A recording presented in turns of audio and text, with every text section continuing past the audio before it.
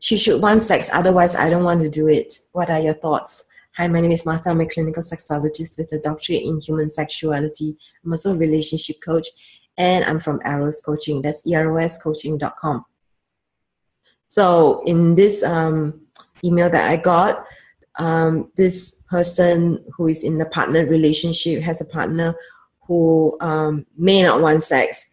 And if that person doesn't want sex, then they don't want it as well. And one of the things that I can say is, in our culture, we have what we call givers and receivers. We have people who are givers and we have people who are takers. And somewhere along the lines, we have come to associate people who take as bad. And there is a saying, we cannot love someone unless we can learn how to love ourselves. And part of loving ourselves is learning how to take care of ourselves and our needs. So when you say that you have a partner who doesn't want sex, and because your partner doesn't want sex, you don't want to have sex. What about what you want? Regardless of what your partner wants. It is completely okay to be a different person from your partner, and therefore you definitely will have different needs, wants, desires. In a relationship, it is almost impossible to be on the same wavelength on every single thing, including sex. So what happens when your partner repeatedly doesn't want to have sex, your partner has a lower sex drive? Does that mean that you are not going to have sex regardless of how you feel?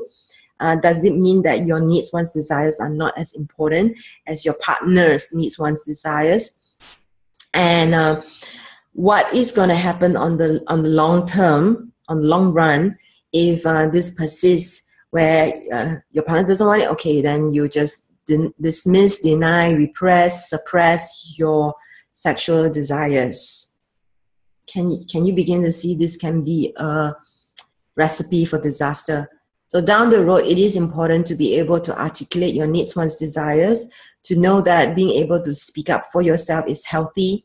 And we're not talking about forcing your partner to have sex. We are talking about being able to articulate that you are a different person who has different needs, different sex drive, and probably feels different from your partner.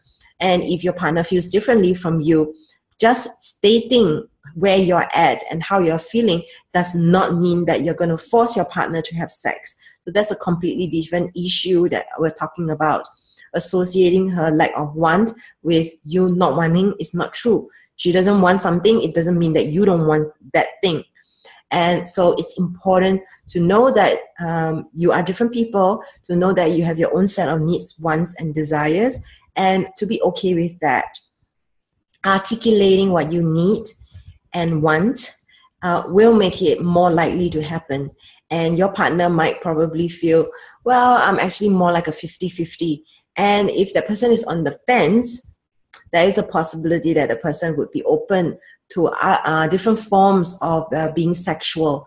And so there is a possibility still from not wanting to wanting. Just like we don't really feel like going to work, but we go to work anyway. And then once we start the emotions, we start work, and we actually get into the flow of things. So sometimes the way we feel about something is not necessarily the most important indicator of what we should be doing. And so being open to having that conversation is very important. So this is Martha. You may have a different idea about what I'm sharing. So I love to hear your comments, thoughts, feedback, and you can always email me at ask@eroscoaching.com.